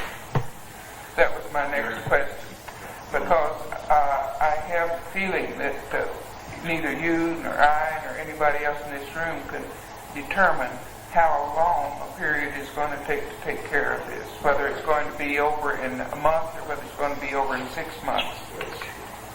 And if you are ready to go into private practice, I think it would be logical for us to request this of you. If that is not what you're wanting to do, I think it puts you at a terrible disadvantage. Well, from my point of view, it's sort of personal, professional things. This happens to come at a very good time in terms of my plans for going into private practice. My plans have been to do that whenever finances were such that I could make an orderly transition. I mean, the alternative, we really, the reason for asking you to consider tomorrow an appearance request, we have an appearance request on Monday, but it can be removed from the Assembly's agenda, is that time is of the essence, and if we don't go that route, we're going to have to go find another attorney to represent us. Well, yes, Mr. Chairman, my understanding was that we were probably going to be in court by now. I mean, Well, there's a hearing date set June 6th. Okay, but we have, our lawyer will have less than 30 days to get June 6th, that far off? Oh, that's really speedy. There's no, They're not have 10 days of fees for they're not asking for temporary restraining orders or anything like that. Yes? Yes. Since we're kind of talking about this, can I ask Rick, on the lawsuit, on that deal, it says that each one of us, they're taking action on us in our capacity as a charter commission member and individually. And I want to know what that means and individually. Okay, Lisa, I think it's possible that aspect of the complaint could be stricken if the charter commission members were concerned about it. I believe it's a technical matter of pleading and it reflects. It's designed to be consistent with the plaintiff's theory that the charter commission as such doesn't exist. And therefore, in order to sue you at all, they have to sue you in some other role than as charter commissioners. I don't think it has any practical consequences for individual members of the commission. But when it says that defendants pay the costs, the attorney's costs and stuff like that, does that mean in our capacity as a charter commission member or individually? I think that the precedents are, though, that where public officers are acting in good faith, there wouldn't be any costs. Yeah, it's a very remote possibility, so however, it certainly would be included in our presentation to the court that the court treat this body as a body for purposes of any relief granted. Obviously, you hard-working citizens are not to be stuck personally. Mr. Chairman, I don't mean to be chuckling about this, but I perceive that Mr. Garnett has just got himself the first 2 years contract in his private practice, because I suspect this booger is going to go to the U.S. Supreme Court. Matters of mutual concern. Yeah, we have not indicated, we have not indicated any policy on the commission's part in this, but only reserved time. Is there a motion to adjourn? Yes, then we are to meet tomorrow at 9 o'clock. How many people cannot attend tomorrow at 9? We need to have a quorum. I'm in doubt. I don't know. if I can get a ride. That's our subpoena. A ride? A ride. I'll be there. I can try to get